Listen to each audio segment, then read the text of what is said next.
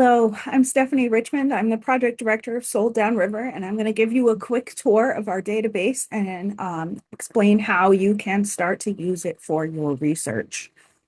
So you've navigated to our database. You can click on the link on the main page of our website, which will take you to this search page, and you're going to click this big teal button right in the middle that says Search Database. And it's going to take a minute to load. The database stores a lot of information in the active memory of your browser. So depending on your internet speed, it might take a few 30 seconds to a minute to load all the information. So from this search page, you can search for four different things. You can search for people, you can search for transactions, you can look at the ships that we have transcribed manifests for, or you can look at things by location. For most people coming into this database, I imagine you're probably going to want to look for people.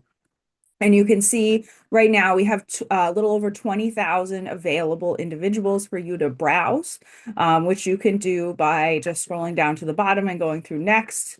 You can sort alphabetically by first name, last name. You can sort by birth date, racial description, sex, and roles within the database. You'll see here different roles that display.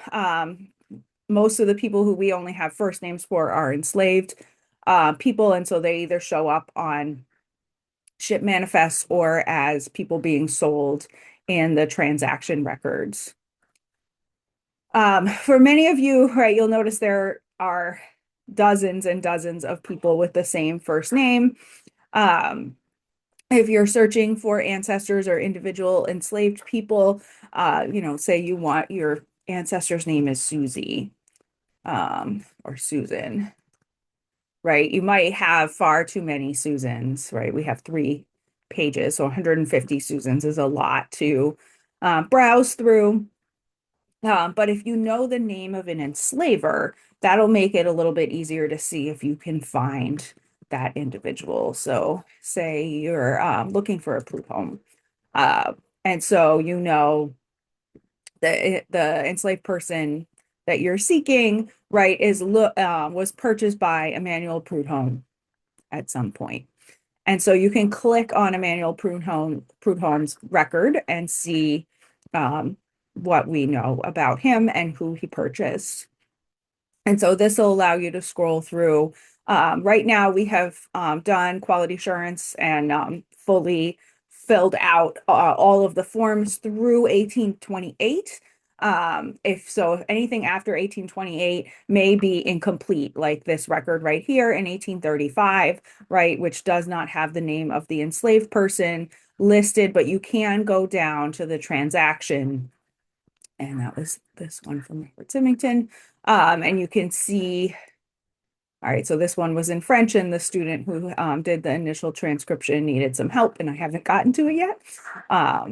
Let's see about this Pascal one. But you can at least see their names again in French, Solomon and George. And when I get to 1835, I will update those records so that you can fully see all the information. A better example might be this one in 1818, where we know I've finished fully filling all of this out. And so in this record, that when you click on it at the bottom, it will take you to the report for the transaction.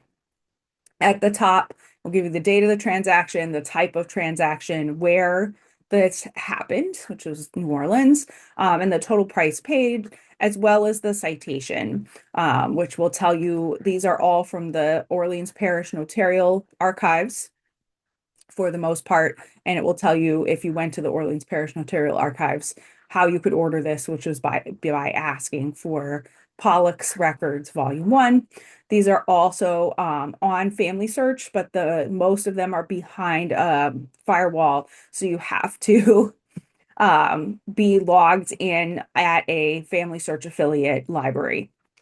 If you're in Hampton Roads, Norfolk Public Library, and I believe the Chesapeake Public Library and possibly Virginia Beach are all Family Search affiliates. Outside of that area, you can check the Family Search map and find the closest affiliate library or Family History Center and go there and log in, and you'll be able to see the page images. If there's no URL, there's often a note above this that will say that the record's not digitized and you have to get the physical copy from the Orleans Parish Notarial Archives. So on April 10th, 1818, Emmanuel Prudhomme purchased 8 people from Abner Robinson. And here are their names. One of the names was cut off. Usually, many times these images are missing the edge of the page where it was in the margin. And so we've tried to indicate, and when I go down to the notarial archives where I can find them better copy somewhere else, I will update these records. So Charles, Elijah, Ezekiel, Phil, Rachel, Sally, Susan, and an unknown individual, an unknown woman. We have their individual birth dates, but you can also click any of their names and it will give you the page. And we can find out that Sally, right, was the mother of most of the people listed here. And it should allow you to kind of scroll in a little bit better. And so you can see that these are all siblings, and that they were a family. And so Emmanuel Prudhomme bought this very large family, which was indeed a tactic of the Prudhommes. They purchased lots of intact families or mostly intact families, and use those relationships to prevent enslaved individuals from running away or rebelling. It's very, very common. So these 8 individuals would eventually wind up in Cane River in upstate Louisiana, in Natchitoches County or Natchitoches Parish. So we have all of that. For enslaved people, back to our main menu here, where we know a bit more about where they came from. I'm going to pull up. You can also search by notary. So if you're interested in a particular notary, you can do that as well. And I'm going to search for Laverne, Hugh Laverne, who is a notary. And that way I can see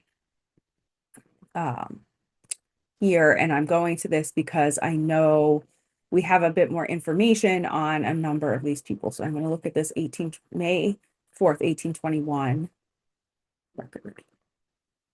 So just as you get the timeline, you get a list of transactions, and I'll show you what it looks like if we have information about someone being on the ship.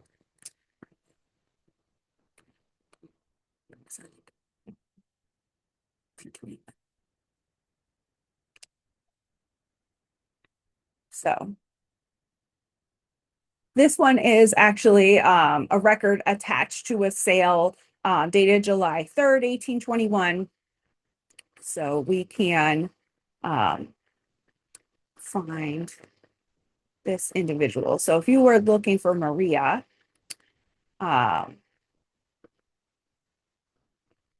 we know a little bit more about her. So we know Maria, born in 1811, was described as being a Negro female. She was purchased from James J. Mitchell in what's this? So you can click on this map, we'll show you all the individual places. And so she was from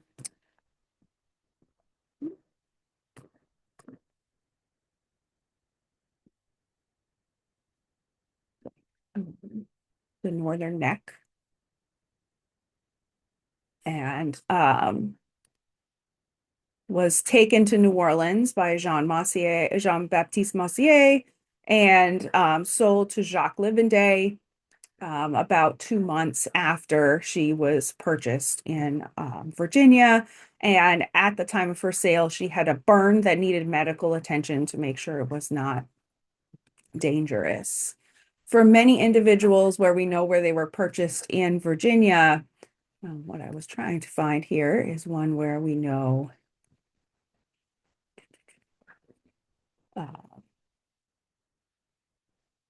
what ship they were transported on. It's not a good example. Here's one.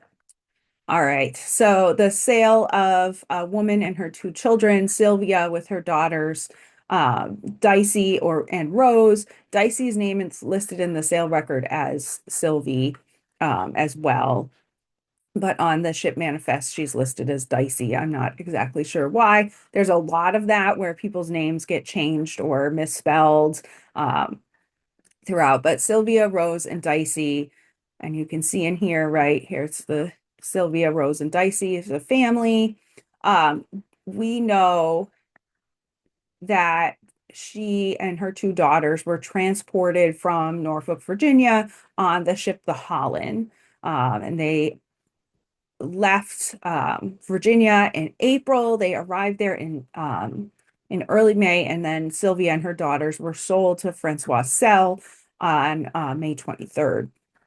And so from here, from Sylvia or Sylvie's page, we can not only find out where she wound up in Louisiana, but also see if you click on the ship manifest, the voyage report, you can see all the names of all the other people she was transported to Louisiana with.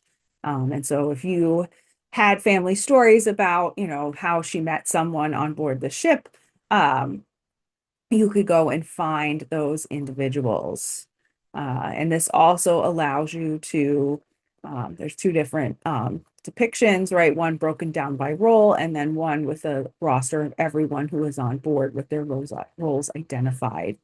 And I will say some of these individuals were not necessarily on board. We know like Richard Drummond stays in Virginia. Richard Woolfolk does travel with these enslaved individuals. He was the Woolfolk agent stationed in Norfolk for quite a while. And that's Richard Thomas Woolfolk. There's also a Richard Christmas Woolfolk who is, I believe, a cousin. And then you can see references. This first one is where the original images of the manifest are, and then newspaper accounts recording when the ship departed, arrived, and other information about it that were advertised in shipping news columns in newspapers. So we can see there were 164 enslaved people owned by 13 different people on board this ship. And so that gives us all that information from within an individual person's record. If there is family information, or if they have family members, you can click the individual family members in the family tree and go directly to those pages. We're having some kind of weird display issues. Why some of these arrows don't necessarily show up correctly, I'm not 100% sure. Rose, who was only 2 years old when she was transported. So that allows you to get into some of these records a little more easily. If you are a historian or a genealogist looking at places, you can also look through that as well. And so you can search for locations. Now, some of these locations are going to have an enormous number of records attached. Norfolk, New Orleans, we don't often have, well, you'll see a handful of actual locations tagged with individuals. So I can click on this one right here, 820 St. Louis Avenue. This is the modern address. This is the Herman Grima House in the French Quarter of New Orleans, and you can see it was owned by Samuel Herman when it was built in 1831, and then he sold it to notary Felix Grima in 1844. And that gives us an error, so I will have to. And so there's no transaction or voyages related, but we can see in here that right, this is the Herman Grima House, the latitude, longitude, and where it sits. So say you are particularly looking for find something good here. Amherst County, Virginia, right? And so if you're looking for enslaved people who came from Amherst County, Virginia, the way our records are tagged is really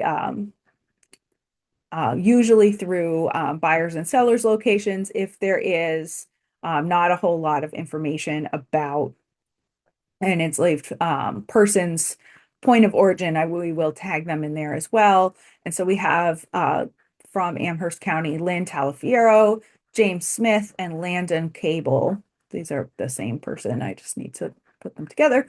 And you can click on any one of these. Ooh, those do not get you to their pages, but you could look them up and see who they are. Fix that broken link shortly. All right, or things like Baton Rouge, right? So we have a list of people, and then we have 4 individuals. Probably looks like they were tagged in a transaction all on the same day. Alec, Eliza, Ezekiel, and Anna, who are from Baton Rouge, Louisiana. And very likely, if we look for 11, maybe type that in here, or their person who sold them was not listed. That these individuals, Dufaus, Smith, Shippers, Skipwith, Harriarts, and Pelletier, Whitaker, and Landry are all resident in Baton Rouge. So you can explore a little bit like that. And we have Bangor, Maine. I don't know why that's in there, but we probably had a ship from that place. So you'll find quite a few different locations. Sometimes in New Orleans and Norfolk, we have street addresses, but quite often we just have a block. So on Bienville, between Roux and Royale, right? Happen to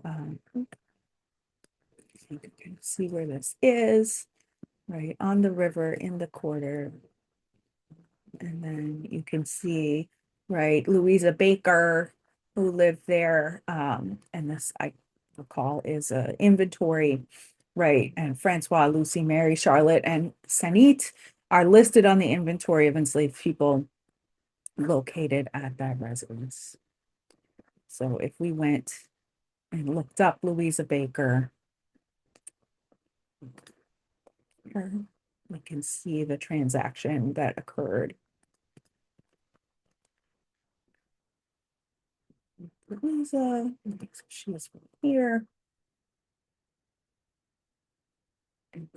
Inventory, right?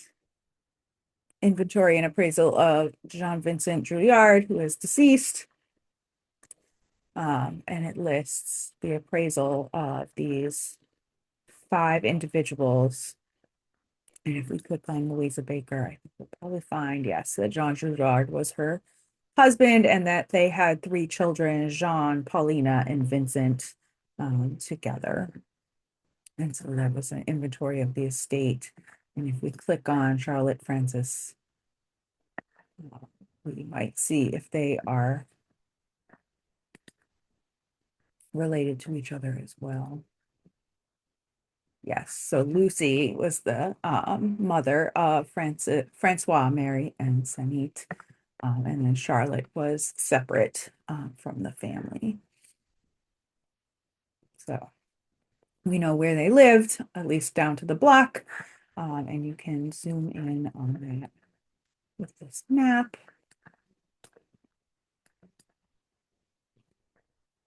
And click on the little center for you. And then the second pin right here is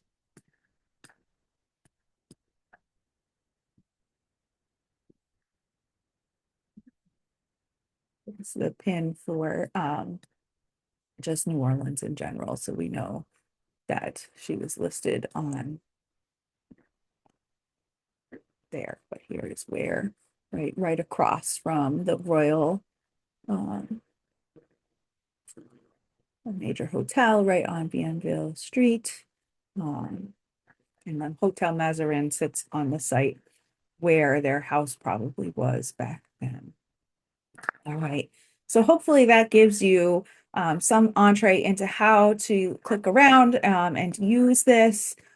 You certainly can, if you're looking for an enslaved individual and there are a lot of people with the same name, click through them one at a time and see if you can match them up. But often when you come to this, hopefully you'll have a bit more information about the person you're looking for, either where they're from or who enslaved them or who sold them, um, or what ship they were on. I'll show you the ships real quick. So we can do the Ajax was one of the busier ships back and forth between Norfolk and New Orleans, and it took 15 voyages between 1830 and 1836. And this was pretty average. 3 or 4 ship voyages a year were really common for many of these slave trading ships, or 2 to 4 voyages a year.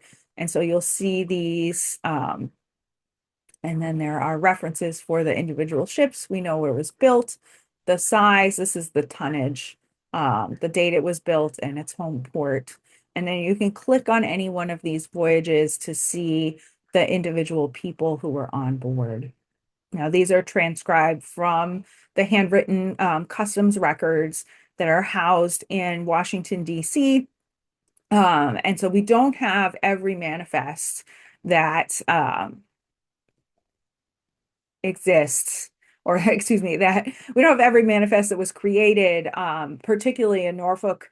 The Norfolk customs agents were not good about shipping the manifest up to Washington on a regular schedule, and the city of Norfolk burned down multiple times in the 19th century, so we're missing chunks of records on the Norfolk end. The Louisiana copies are a little more consistent, which is where many of these came from. This information came from, because Louisiana did a better job about filing things, and also that uh,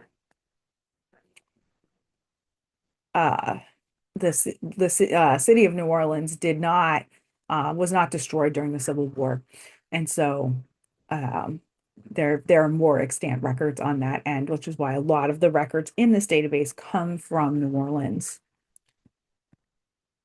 All right, so hopefully that's a helpful quick overview. We are going to do some Instagram or Facebook lives, kind of exploring some of this and telling some stories. We also do have a number of stories on our website, and there are more coming that help to tell these stories. And so if you go to our site and then go to Stories of the Enslaved, right, you'll get a few. Here's Samuel Cunningham, who was one of the enslaved people who works in the Herman Grima house. And there are a number of sources as well as links to the Herman Grima house's records, census files, and other materials that we needed. Samuel Cunningham is a really fascinating individual. He was born in the household of Walter F. Jones, who was a postmaster for Norfolk, who was put on trial in the U.S. Supreme Court for embezzling post office funds, and to pay his debts, he sold Cunningham. Cunningham is then bought by Samuel Herman Jr., the son of the Samuel Herman that owned the Herman Grima house. And Cunningham ran away so many times that Samuel Herman Jr. Put him in his father's household, hoping that his father would be able to control him a bit better. The Herman family papers recall Cunningham as a man, as it says in here, with a fair complexion, freckles, prominent cheeks, decayed front teeth, and easy gait, lively eyes. He was an elegant dresser with gold rings on his left hand, an oblong brooch on his chest, and able to speak English and French. And so he had learned French in the 4 years that he had lived in the Herman household and was owned by the Hermans, and become a pretty notorious figure within the French Quarter. And so he uh, lived in the Herman Grima house and worked there from 1838 to 1842, when he was sold to Pierre Dubuis, Samuel Herman Jr.'s father-in-law, along with three other enslaved people. Dubuis then donated those four enslaved people to his daughter so that they could stay within the Herman Jr. household. 5 years later, Eugenie Dubuis Herman sold Samuel Cunningham to one of her neighbors, Marie Belzire Seiler, whose husband was the city surveyor. And they moved out to live on Bayou Road in 1847, where he lived, where Seiler lived. So there are stories like this one. We have a handful up there now, and there'll be quite a few more coming in the next several weeks as we fully launch out our project. So thank you for taking the time to watch this, and stay tuned for more.